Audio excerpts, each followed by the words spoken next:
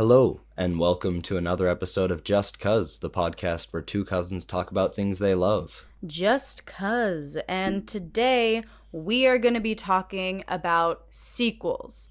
Are they better than the original? Who can say?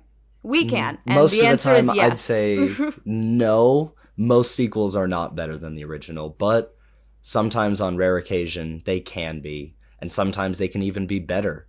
So... Let's get into what today we we're have. Gonna say yes. Yeah. Yes, today we're gonna say yes. Sequels are better than the originals, but only for these. Only some sequels. So should we just run through this massive list that we have of sequels? It's not massive. It's the classics. Well, let's It start really is. with the all-time classic, okay? Yes. What is the best movie? What is the movie that you think, oh, that movie has the best sequel ever? What is it? I mean, probably Terminator. No, that's not what I was going to say. I was going to say that, but okay. What were you going to say? I was going to say the classic Star Wars The Empire Strikes Back. Yes. Empire that is the all-time greatest sequel, okay? It is, It's, it's not The Godfather 2 or anything, but it's the most accessible, just straight up in, not progress, but in, what's that other thing?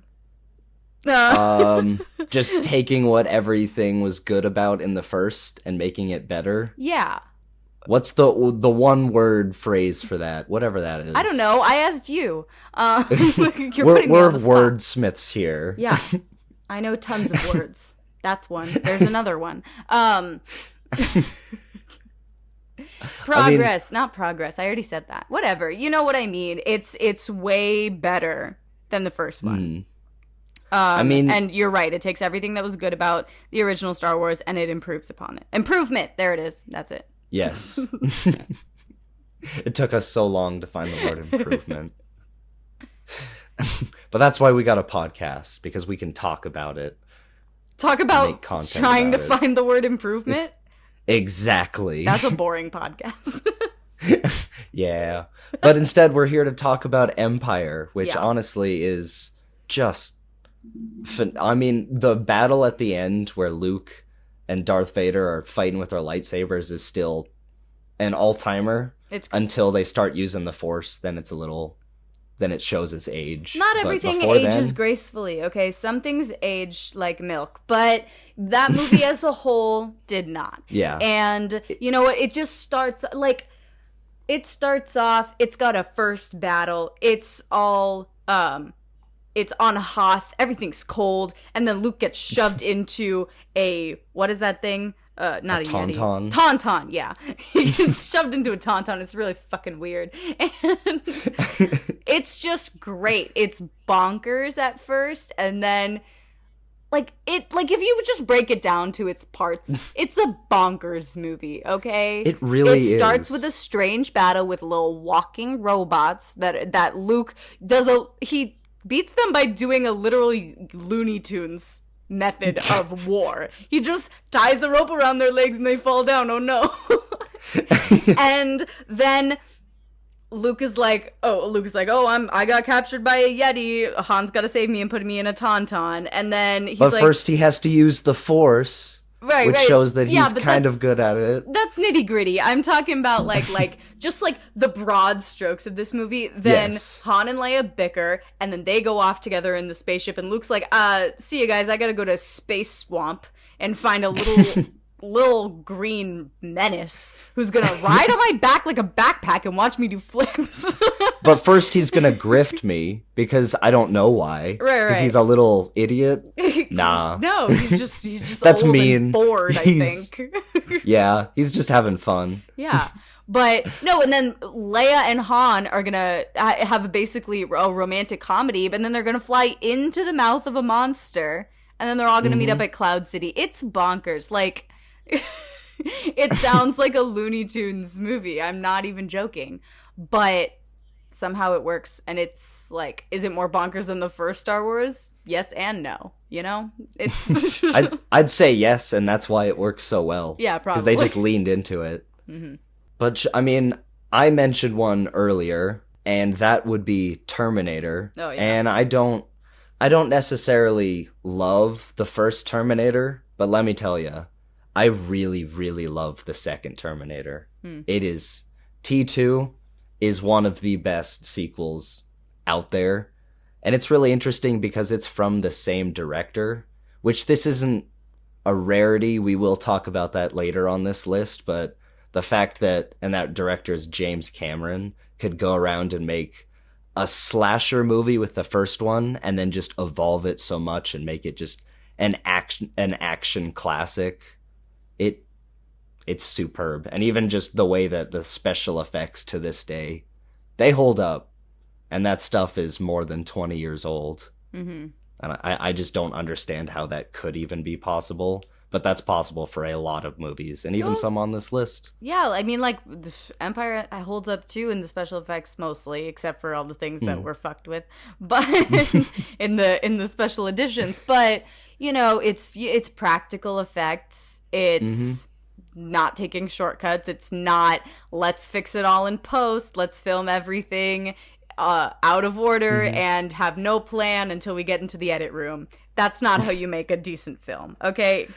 And that's not how you make a film that holds up. This is a wild tangent, but I mean, if you're going to use special effects or green screen too, you got to plan it out. You can't just be like, oh yeah, it'll work out. We'll just fix it in post. Exactly. Like, No. It's what not. The hell? It's not sustainable. And it's not art. That's boring. Like, yes. That's, I don't know. But I will admit to something right now. I've never seen Terminator or Terminator 2 or any of those. I mean, it's the kind of franchise. I mean, it's held to this day. I don't know if any of the sequels past T2 are any good, but definitely give that a watch. The first one is also fun, but again, it's a very smart slasher, but it's also, I was about to say just a slasher, but it's not. It's got the cool concept of a robot, and it's not stopping. It's a lot of fun. Yeah, I know what it's about, and I've heard all the things, the analysis, the characters, whatever. I'll be back, all that, Yeah, I never felt the urge to watch them, so I haven't. But I guess, and I know you haven't seen this one, so we can get it out of the way, but it is still great, and it's James Cameron again, but Aliens is a fantastic sequel. Again, the same concept of taking this very enclosed for Aliens, but not so much Terminator, but very isolated horror, where it's almost a slasher. One thing is trying to kill this group of people, and then this sequel is all out action. This Marine team is taking on dozens, if not hundreds, of aliens, and it's great. I mean, they're xenomorphs. They are aliens, but before I move on, or we move on, I will say there's the famous story with Aliens where James Cameron had a pitch to the studio, and he wrote on a whiteboard alien, and then he wrote a $sign at the end of it, and that's how he got the movie greenlit. Aliens. Really? Yeah. That's so stupid. But it actually kind of works because it's like two. Did he write the $sign with the 2 lines or the 1 line? I have no idea, but I should hope have been it was the 2 lines because it's the second I really hope it was. Yeah. But what is a sequel that you think is better than the original? Or just moving on with the list? Well, a sequel that I think is better than the original. Full stop. Not even a comparison. Not even a conversation. Puss in Boots 2: The Last Wish. 100%. That movie wrecked me. Absolutely emotionally obliterated me. Okay? It is everything you want from not just a kid's movie, not just an animated movie, just from a movie in general, just from a piece of art. It's so deep and so hilarious and just so human at the same time, even though it's literally about cats. And also, at the end of the day, the action is so freaking cool. Oh, the animation is absolutely exquisite. The way that they blend different styles together is just mwah. I don't have enough words in my head. It's just it's incredible. All the performances are stellar, you know. Oh my goodness. And they got some A-list actors for this movie. A-listers. They got Olivia Colman and Florence Pugh to play mother and daughter. Are you serious? What's happening right now? They got John Mulaney to be the villain with no remorse. I love that shit. Oh my god. I was about to say they got a ruthless version of Spider-Pig, and I love it. It's more his version of his character on Big Mouth, but of Andrew Glauberman? Yes. If he was in this universe, that would definitely be Andrew Glauberman. No. Andrew Glauberman would just be masturbating in the corner for the entire time. Once he got bored, maybe. But I mean, yeah, this movie is leaps and bounds better than the first. I don't even remember the first one. Did it have something to do with Humpty Dumpty?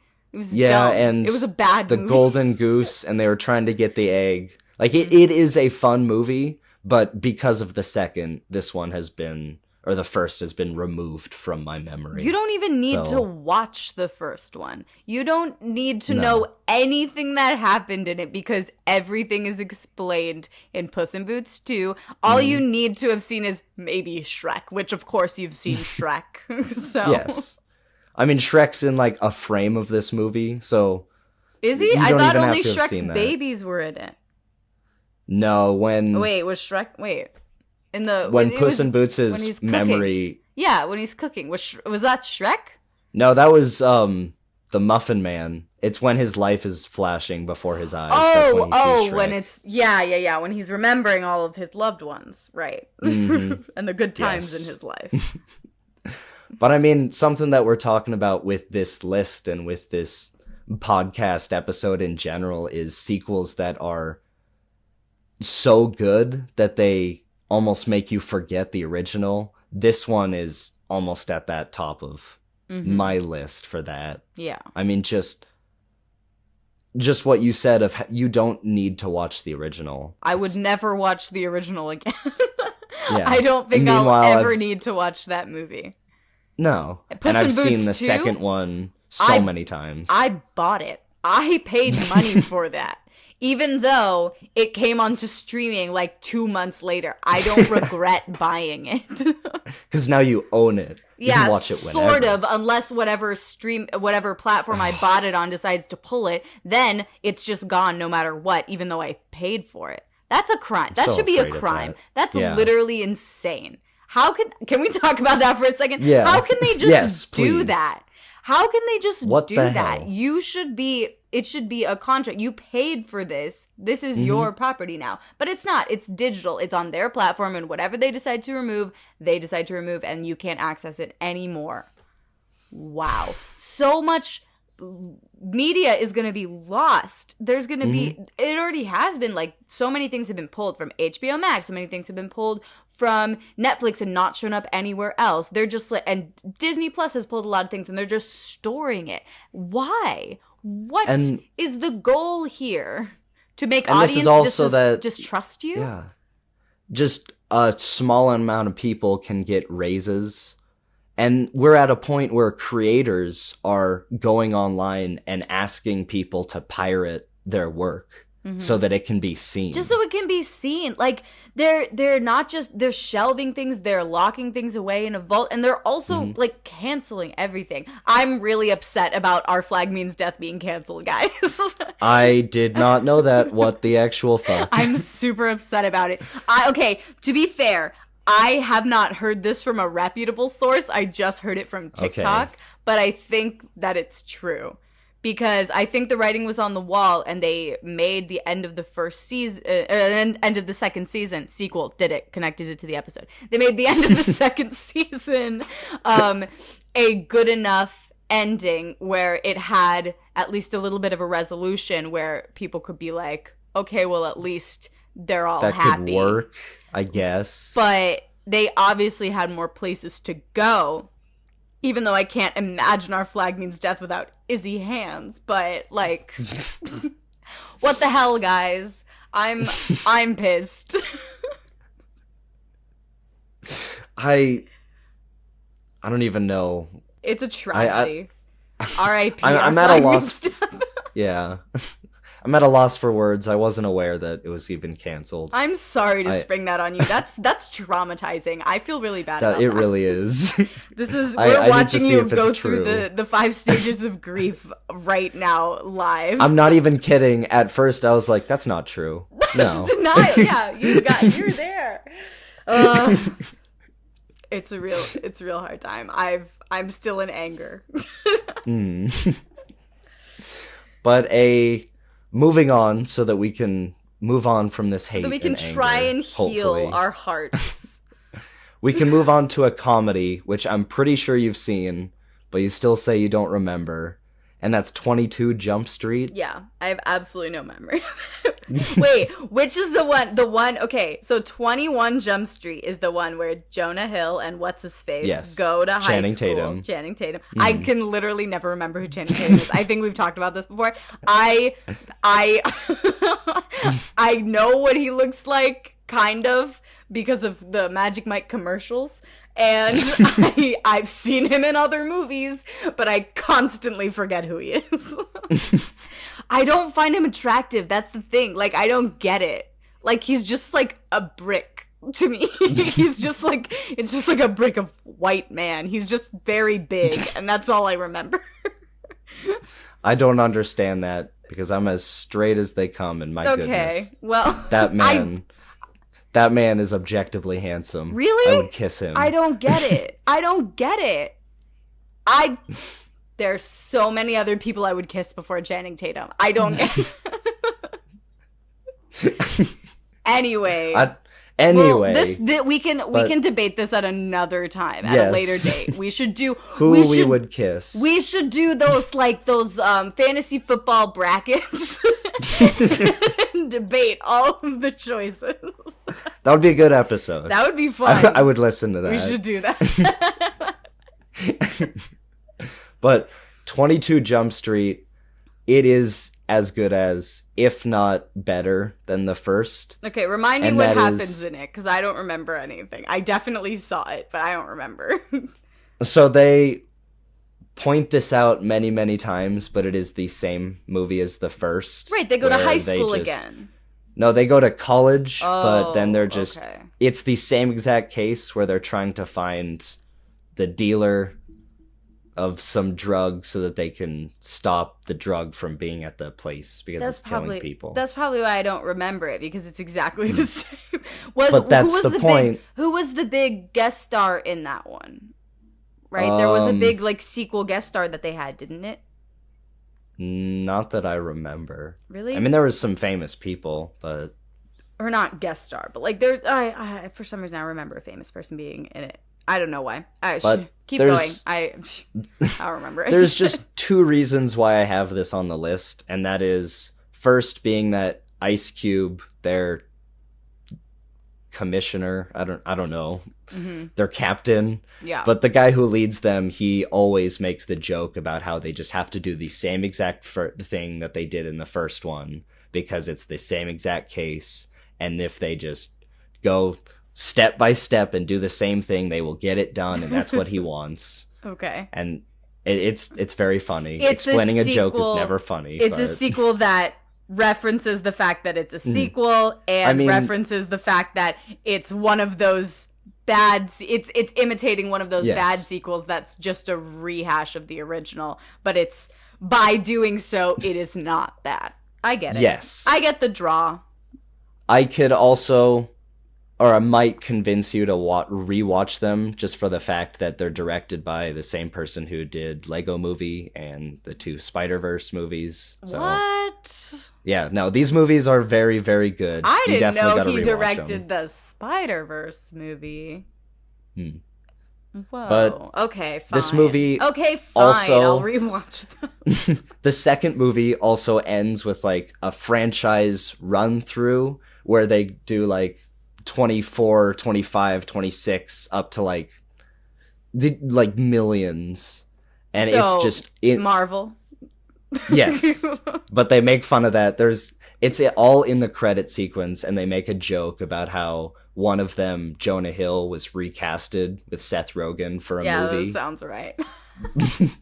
That rings a bell, actually. You know what I do? I should rewatch these. They're that funny end movies. credit sequence is probably the reason why it's on this list, just because that's so memorable. Okay. But Gotcha. Well, okay. moving on. So I put something on here that I wanted to talk about because it is debatable whether or not it is a sequel. Okay. And that is The Suicide Squad, directed by James Gunn. This is controversial, okay? Why don't you argue why it should not be considered a sequel? Okay. And I will argue the opposed. Honestly, or I had never even considered that it wouldn't be a sequel until you brought that up seconds ago, and now that I'm analyzing that could definitely be true just for the sake of this is a true inspired movie based on, what is it, the John Byrne?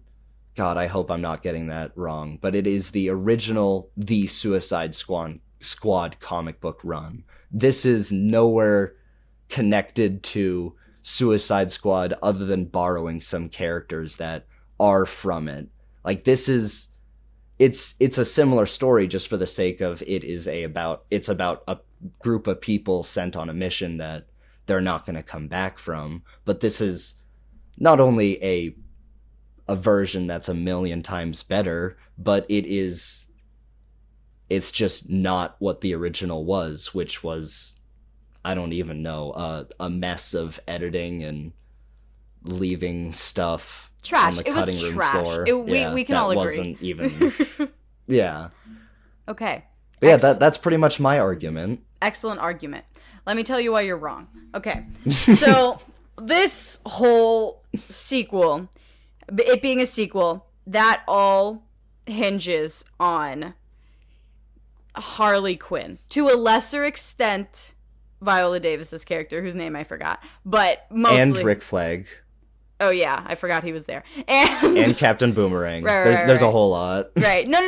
But, I know that I know that there's lots of characters who came back. That's not what I'm talking about. I'm distracting from your point. Yeah. My point is not that they're the same characters played by the same actors, because obviously then I would win way too easily. No. My point is based on this Harley Quinn is very clearly the same incarnation of Harley Quinn that was in the Birds of Prey movie, okay? Mm-hmm. She is free from the Joker. She's girl bossing it up. She's falling in love with someone else, right? And, you know, all that shit. She's independent woman, and she don't need no man. That whole thing, right? All that bullshit. But the most important thing about that is, at the beginning of the Birds of Prey movie, Harley does a animated intro sequence where she recaps her life up to that point, and that animated intro sequence is depicting the events that happened in Suicide Squad, directed by David Ayer. So that is a direct line from that movie to this one, even though she also mentions it when she's talking to Cassandra Cain in the grocery store. Yes. Absolutely true. So this is the same iteration of Harley Quinn, therefore it is the rest of the characters who had been brought over are the same iterations of those same characters, and this is a sequel. Done. Honestly, I thought as you were going, you were going to say it was more a sequel to Birds of Prey, which I would even find that true. but I don't think there's it's a not enough sequel. characters. I don't think it's okay, we would have to define the word sequel.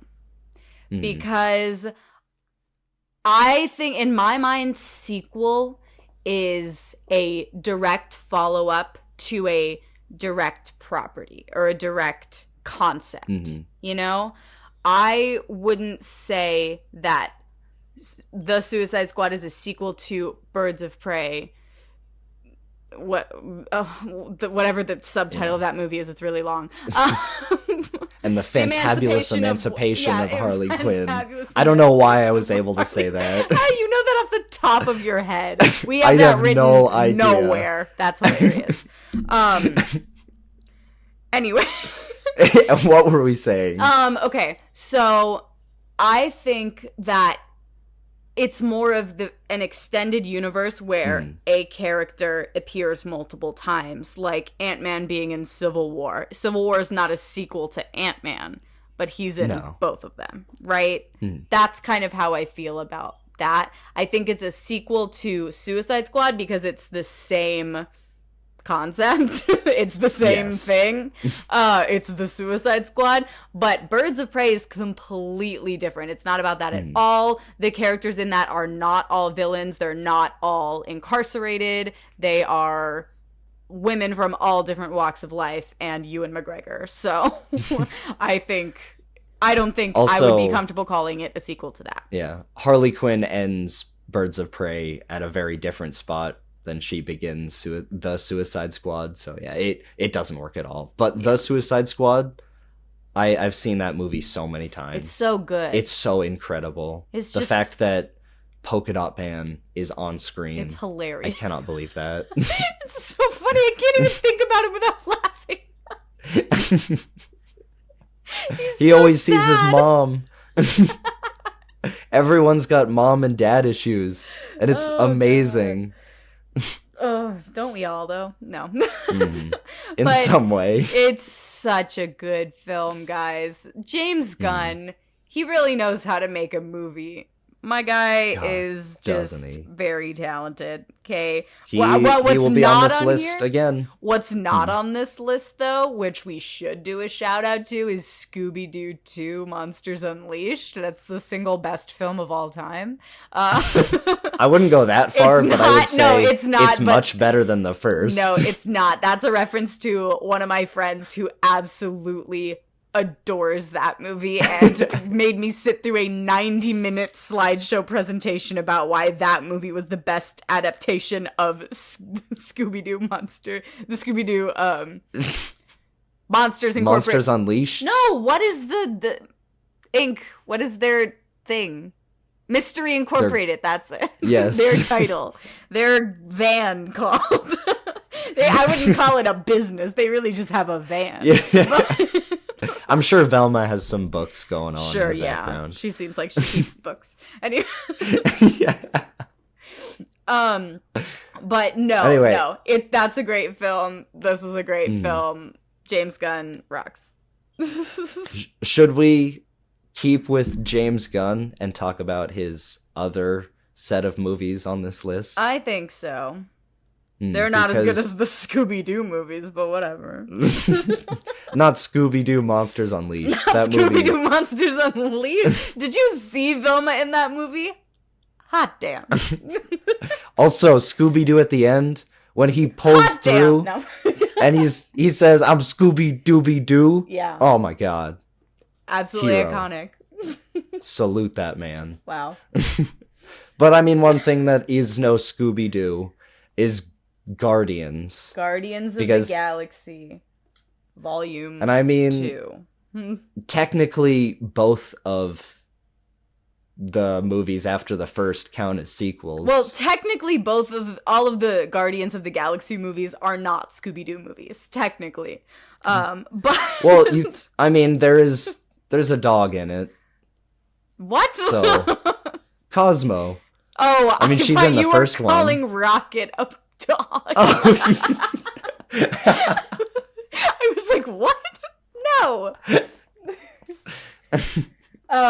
He's a Raboon. A Raboon, yes, absolutely. But no, I yes, they're both sequels, but I wouldn't call them that. It's a trilogy. I would call a sequel. I think we're gonna just us define sequel as the second in a property of movies, right? That's why we talked about Empire and not Return of the Jedi, right? Yeah. Empire is the sequel to Star Wars: A New Hope. Even though Empire is better than Return. I mean, no one's. It is better than Return. I didn't say Return was better than Empire. I would never say that. I'm not stupid. But, but I mean, if we're talking specifically about Guardians 2, I really, really, really like it. The way that it implements music into its themes and its story. It's just so good. The themes of family, guys. They have the themes of family are present in every single aspect of this movie. I mean, they're present in all of them.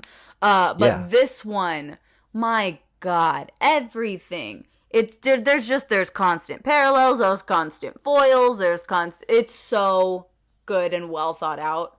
I just love, like, Gamora and Nebula, Peter and his dad, Peter and Yondu, Rocket and Yondu, you know, all of the Guardians and Groot. Like, there's, what the fuck is Sean Gunn's character's name? Kraglin and Yondu, Kraglin and Peter. Even, it's not, like, very focused on, but it's there. That's the relationship. Yeah, all of that is there, and all of those layers. Yes. Mantis and Peter's dad. Ego, thank you. I kept saying Peter's dad. Her dad, too. Mantis and her dad. And, you know, like, Mantis and Drax, and Drax and his kid, even though they're dead. You know, it's so good. Guys, it's so good. Nebula. And leading up. Nebula and Thanos. Gamora and Thanos. Nebula and Gamora and Thanos. Guys. And all of these relationships, they're messed up in some way, but it's still...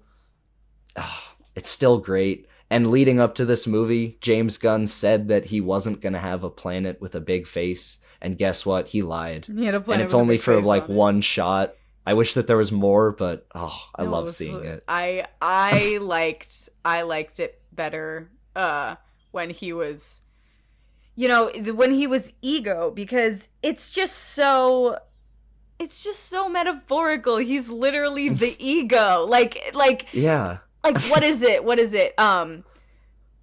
Peter is the id, and Ego is the ego, and what is it? By the end, Yondu becomes the conscious. Was that it? Was that the breakdown that we decided? No, I don't. I mean, not we. That I decided with myself, but then I forgot.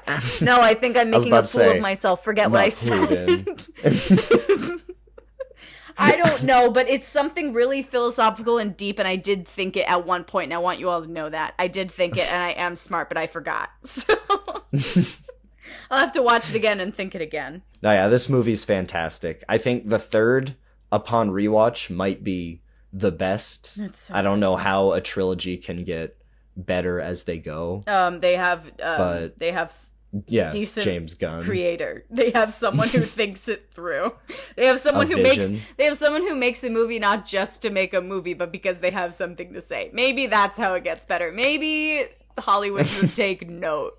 Okay? Okay? No, they always take the wrong message. As you can see, I have a lot of opinions today. Well, that's good. But I mean, is there much else to say about Guardians 2? Yes, there's tons, but we're not going to do it today. No. So, I mean, we can move on to what I think is probably objectively the best sequel ever made, which is Godfather 2. I mean, I don't love it. I also don't love gangster movies. I just have to say, looking at it like as an outsider, it is still fantastic. Well, the thing is, the thing about me is, you know that I fully don't watch movies that I don't feel like watching. Okay? I don't care if people say they're the best movies of all time. If I don't feel like watching, I'm not going to watch it. I have seen The Godfather 2, but I have not seen The Godfather 1. So I don't think I can accurately compare it. I mean, I think... I don't know. They were kind of the same to me. The Godfather 2 has a really cool past and present storyline going on, so I guess that's more narratively complex. So I guess like that part is better, but I don't know. Yeah, I mean, I watched it for class. I didn't really pay attention that much. Yeah, I it was one of those movies that I watched that I was like, you know what, I have to. It's on everyone's list. It's apparently the best movie ever, and I'm about to make a lot of enemies, but it was like Goodfellas, where like I watched it and I was like, I could see how this is really good, but I just didn't really enjoy it. Yeah, it's like Breaking Bad. Like I can see why people like it. I only watched the first episode of Breaking Bad. Okay? I can see why people like it. I don't want to watch a white man lose his mind and become evil. I've seen it too many times. I don't want to watch it. Okay? It's the same with The Godfather. I don't want to watch. I'm bored. I want to watch something else. That's why I haven't finished Succession yet. I should say I do love Breaking Bad. I love I love rooting for Walter White. Even I know it's exactly what you shouldn't be doing, but I know, and I'm bored. But like, that's fine. Movies, like, people get so bogged down in like, this is the best movie of all time. This is an amazing movie. You have to see it. You have to love it as much as I do. Like, or else you have bad taste in movies. Guys, something I think we tend to forget. Movies are art. Art is subjective. It always has been, always will be, okay? Nobody is ever gonna like exactly what you like. Everybody likes different things. Get over it, okay? I don't like The Godfather. I mean, I didn't see the first one. I didn't like The Godfather the second one, so I didn't watch the first one. Okay, you know what I also didn't like? Don't shoot me. Don't shoot me. I didn't like Pulp Fiction. Oh, I said it. Oh, I said it. I said it. I thought it was objectifying towards women, and I thought that it was boring. I didn't care about it. I didn't care about any of the characters because you weren't with any of them long enough to care about them, and I was bored. Okay? And I didn't want to see any more feet, God damn it. I'm tired of those feet. I'm tired of those damn feet. No one's turned on by them. Everybody people, loves that movie. God damn it. Everybody loves that movie. I didn't like it. I mean, it was fine. It was fine. I'll watch it if other people are watching it, but I don't hate it. It wasn't my favorite movie. Yeah.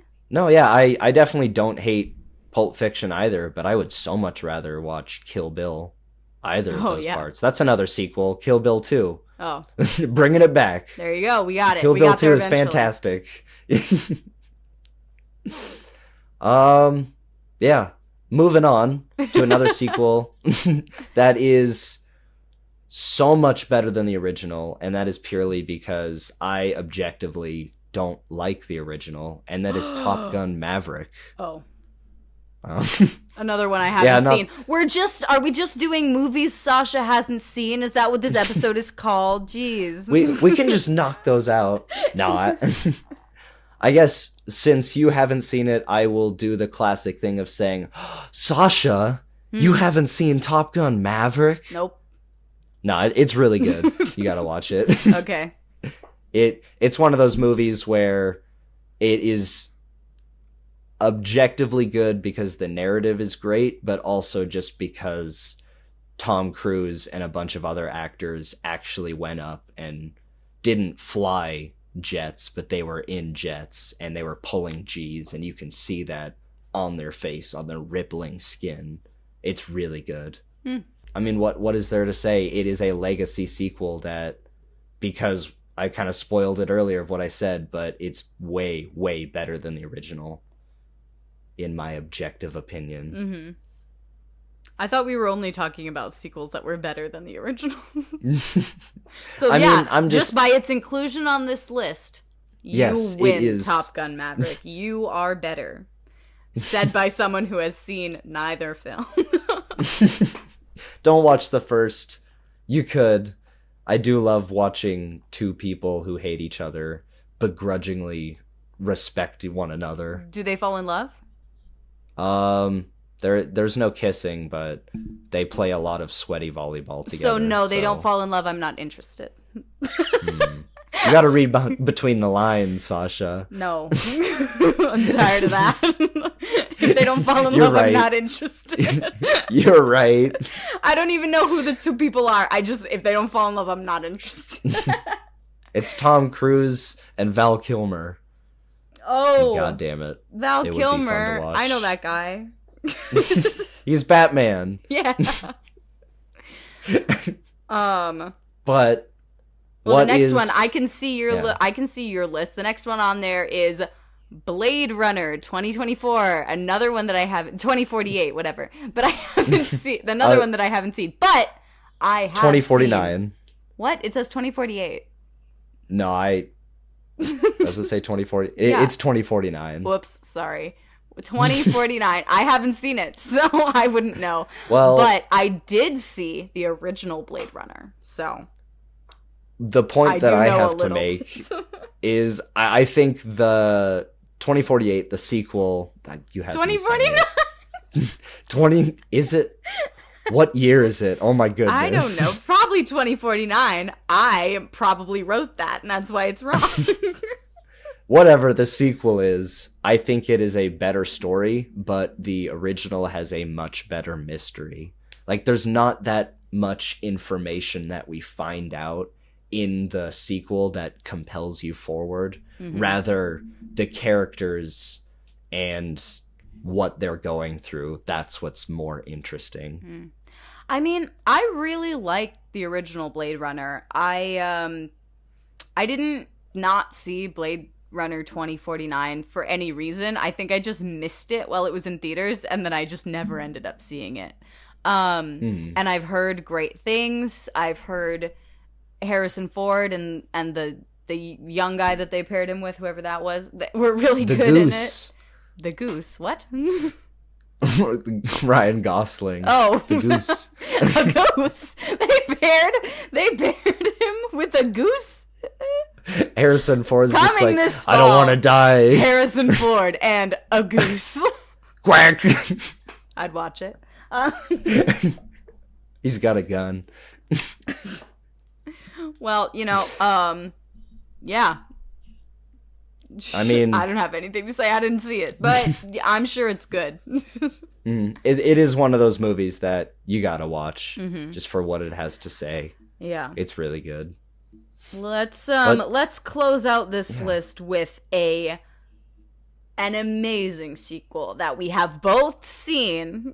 A really good choice. Okay, the first movie was excellent, but the second movie's pretty good. I don't know. It's pretty damn good. I don't know. I'm not gonna say. Anyway, that is Deadpool 2. Yes. Deadpool 2 is... I think it's better just for the simple fact that it's allowed to have more fun. Where the first definitely had a lot of meta jokes and just dumb, look at my crotch humor. But it still had fun. Whereas the second, they just went balls to the walls. Yeah. And I love it. I mean, I agree. I think they both have strengths and weaknesses, obviously. But I think that Deadpool 1 is definitely more formulaic because it is mocking a origin story, a superhero origin story. It's mocking that. But it's also following that structure. Deadpool 2, like you said, just balls to the walls. It is absolutely insane. I love it with all my heart. I love all I've seen it so many times. Stupid things that happened in it. I love the wind warning or whatever. And the X-Force immediately all dies. Yep. I love that his body gets cut up and he's just a little toddler walking around. There were so many people who hated that, but I adored it. It was so funny. The fact that they put Juggernaut in this movie. Like, yes. What the hell? Oh my gosh. The end. The end is so good. Guys, Deadpool 2 is so good. I mean, like, what more can you say? Go watch it again, even if you've seen it. So fun. Yes. Didn't they do... Okay, I know that they did, like, a Christmas special of...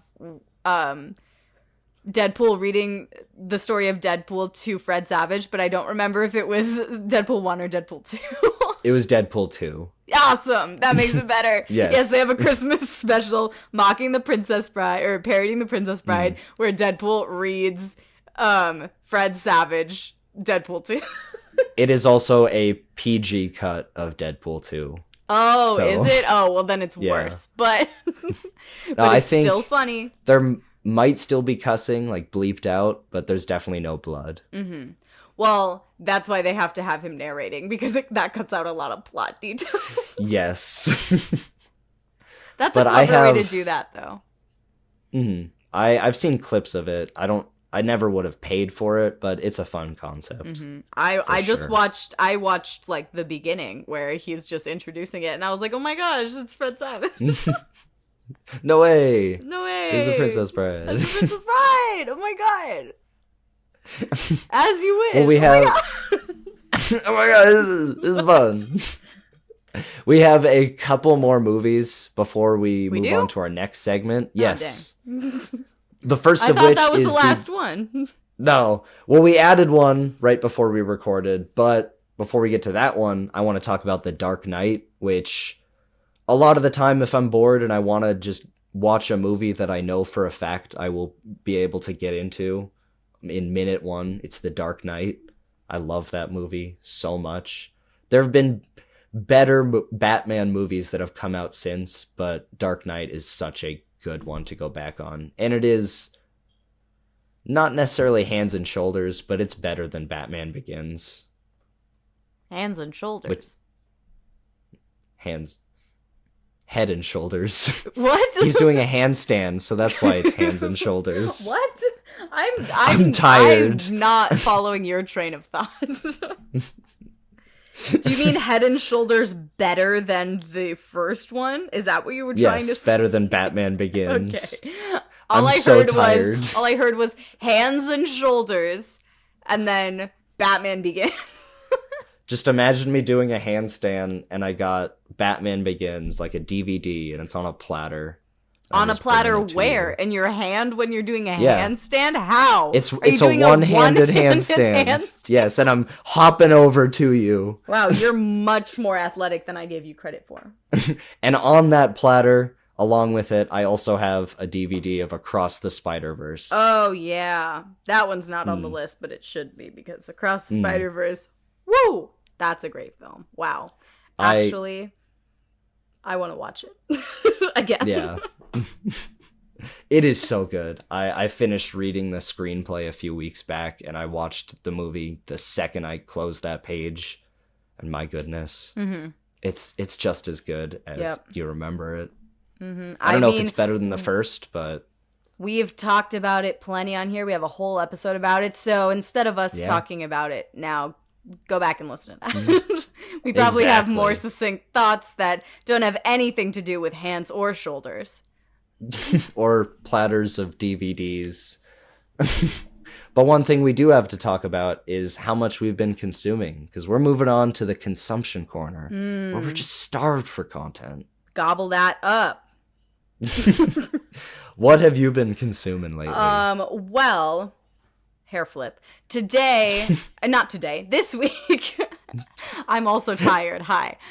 This week, I went to the theater and I got a movie pass because I am tired of paying full price for movie tickets because they're absolutely insanely expensive. Anyway, I went to the movie theater and I saw American Fiction.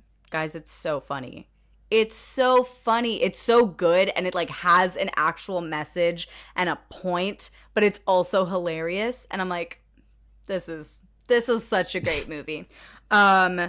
I actually wanted to amend a few things that I forgot to mention in the previous video, where we were talking about movies that we were looking forward to, because one movie that I'm really looking forward to is The Book of Clarence. Have you heard of that?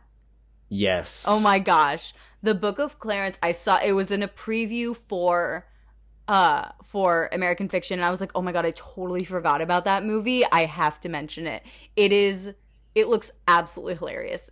The plot is like, it's this guy in ancient Rome or something, or like in ancient Jerusalem or Rome, whatever. Somewhere and ancient. He knows Jesus, like Jesus is there and Jesus is around and he's getting really famous, and this guy is like, hey, I want to get famous. So he tries to rip off Jesus. It's got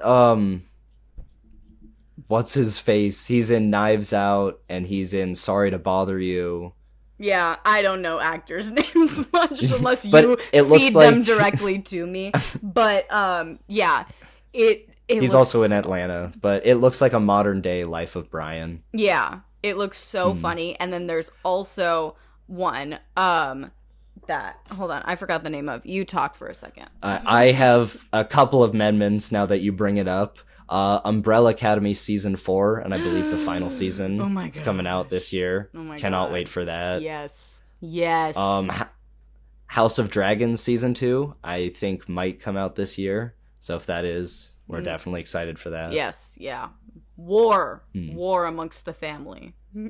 More war than there already was, I guess. Real war with fire this time. Well, I have also been reading what some may consider the best sequel book of all time in all of literature, I may say. Is it Dune 2? No, it agree. Is Lord of the Rings. Oh, okay, there we go. Yes, because I wasn't going to agree with Dune 2. I mean, along with a bunch of other stuff that I've been reading that I will mention later, Lord of the Rings is great. I mean, along with hearing Andy Serkis narrate it to me. Yes. Reading it like a chapter and then having Andy Serkis narrate a chapter. It's so much fun. Oh, is that what you do? Yeah, because see, I tried to do that. I'd listen to Andy Serkis do it, and he's so good at it, but I was so easily getting lost. Because, so the thing about me is it's really hard for me to listen to audiobooks as the first time I'm reading the book. For the first time I'm reading it, because for some reason I need to hear a character's voice in my mind as I'm reading it. And if it's being spoken to me, then I'm hearing that voice and I'm not hearing the character's voice in my head. And so I have to imagine a voice for the character before I can ever listen to an audiobook. So that's happened. I tried to listen to the Andy Serkis audiobook and he's really good at it, but I got so lost so quickly. And I'm like, wait, what? Wait. I was like, which Bagginses? I don't know what's happening.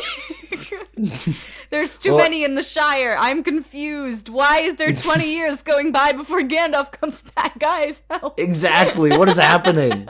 We're here at some guy's farm because we stole his potatoes before. What? Yeah. Who's that guy? The really powerful guy who I forget the name of always. Who they all run into. He had the dogs. He's like. I have no idea what his funny name is. Name. Hold on.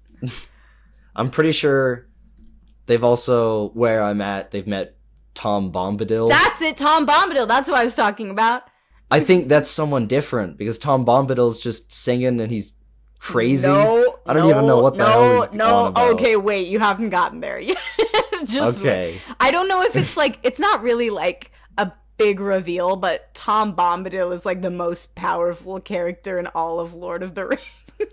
Well, I guessed that because he seemed like a crazy wizard who just had no sanity. Yeah, he is, because it's just like the Ring of Power doesn't tempt him at all because he already he's like so decked out, I guess. But they're like, and then when they get to Rivendell, they're like, why don't we just give the ring to Tom Bombadil? And again, I was like, no, he will forget that he has it. He will lose the ring. Oh my god. That is perfect. Do not give it. Don't give it to Tom Bombadil. Okay, he's not affected by its powers, but he will lose it. But what is something that you've been reading, watching? Right. I was doing that. So I am currently reading The Last Olympian. I'm in the middle of it, but I took a little break because I was reminded that there is a little book in between. There's the Demigod Files. I think we talked about it before. So I reread the Demigod Files, and just mostly because it has the story that introduces Bob into the universe. And I was like, if I'm reading them all, I gotta read that. You know, Yeah. you gotta And it is see Bob's surprisingly origins. important. Yeah, it really is, because you're like, why wasn't this in the main book? This is actually like a really big deal. Some people probably just like, who is this? This is first, it's Bob. yeah, this is like, first of all, this is where Percy discovers that he can control the waters of the underworld, which is really important. Yeah. It's where he discovers that he can survive being in the River Lethe without losing all of his memories, even though that doesn't happen later because he does lose all his memories. Anyway, and then it introduces Bob, and it shows Nico, Thalia, and Percy working together, Thalia and Percy working together, which is real interesting, even though Thalia doesn't ever really use any of her Zeus powers. She only uses her Hunters of Artemis powers, and I'm like, guys, come on. You're the big three kids. You gotta do something cool. I am so glad that you brought up Nico, just because I have a question. Yes. And that is, the next episode of Percy Jackson will be at the Lotus Casino. Oh my god, I'm so excited. Do you think we're gonna see, like, at the very least, a mom and two kids? No. Well, first of all, their mom is never in the Lotus Hotel and Casino. It's just Bianca and Nico. I do not think we will see Nico. I think we might see a little girl in a green hat. I think we might see Bianca. But, and also, I'm pretty sure it was Leah Jeffries who did a little thing and said, like, keep an eye on who's in the background in those scenes in the Lotus Hotel. And I was like, stop it. Yes. You're gonna give me an aneurysm, child. No. And I'm so excited. If we see someone who could be Nico, I'll lose my fucking mind. But I don't think we will, because if we think about it, first of all, okay, I've been thinking about this a lot as I'm rereading the series, and whatever they do in the series, they need to fix Nico's age, because Nico's age in the continuity of the books is fully broken. Like, obviously, he's stuck out of time. He's like really 90 years old, whatever. That's not what I'm talking about. I'm talking about the fact that he is 10 in the third book when he is introduced. He's 10 years old. And then by The Last Olympian, he's 12. The Last Olympian takes place a few months before The Lost Hero, like 4 months before. It's like literally one after the other. 4 months later, Gia starts waking up and shit, right? And then by then, Hazel, who is 14 years old during the events of Lost Hero and Son of Neptune, because they take place at the same time, or around the same time, Hazel considers Nico her older brother. Hazel is 14. Nico is not her older brother, okay? And Nico has had all of these adventures, and he's been out exploring a bunch and meeting new people. And he's like 12 this whole time, and he doesn't have a place to live. Also, yeah, he doesn't have a place to live. Where does he live? Like, he lives nowhere. Like, he can't, they allude to him staying at him being at Hades' palace. And I'm like, oh, so they gave him a room at the palace? That's nice. Maybe Hades is the best Olympian parent. Maybe he's like the only good parent. He gave his child a room, but then immediately Persephone turned him into a sunflower and he left there, so he hasn't been there. And I'm like, so where does this 12-year-old child live? He's nowhere. And then I can't wait for them to talk more about it. Literally, I'm so excited. But then also in the Last Olympian, Hades is like an asshole to him, and he's like, oh, finally you're here. Your sister would have been faster. I'm like, his dead sister who died? What's wrong with you? God damn it. And I'm sorry, I just went on a whole Percy Jackson rant, as I'm known to do, but his age is literally broken, because by the time Sun and the Star comes around, he's supposed to be 16, but Percy is 17. And I'm like, no, he's 3 years younger than you. What is going on? I don't. Or clearly, when we get to that point in the show, fully broken. It will be fixed. Yes, I hope they fix it. I want them to age him up just a little bit, because it would be so sad to see a 10-year-old with that sad of a life. His life is so sad, guys. I don't know, that makes it even better. I mean, it's just not seeing a good. sad little boy. Yeah, I mean, he'll be only 2 years old and it's still not good. It's still not pleasant to watch, but his life is really sad. And that's why I can't wait to see it. Oh my gosh.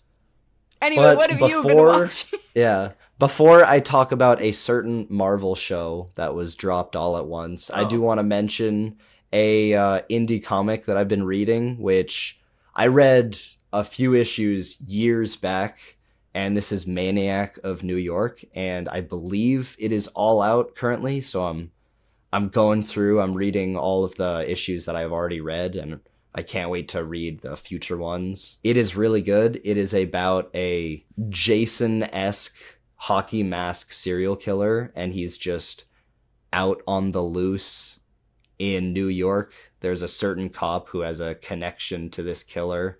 Maybe that person is supernatural. Like, it's the kind of thing where, like, in those Jason or Freddy movies where they get shot, not really Freddy, but you get my point. Mm-hmm. They get shot and it seems like it doesn't even affect them, but it still could be a regular person. Right. Well, yeah, Michael Myers dies like a bunch of times. I don't think he's human anymore, but yeah, I get what you mean. Yeah. Yeah. He went to space. He's not human at all. But definitely read that, Maniac of New York. A lot of fun. Mm-hmm. But I want to talk about Echo because tell me whether or not I should bother. I mean, my full thoughts, I've made a YouTube channel where I review some stuff and make analytic videos. I have my full review there at Sandwich Reviews if you want to check it out. But my bite-sized thoughts are, there's a lot of good stuff to be had, and there is a really good narrative, but it's not there. And maybe on YouTube, once it's out, it probably is already. There is a one-take fight scene, and in it, Daredevil shows up, and it's pretty damn good. Just go watch that. Yeah, I heard about that. Yeah, that's about it. So the show's not good. Okay. No. Aw, dang. Well. Yeah. Another swing and a miss for Marvel.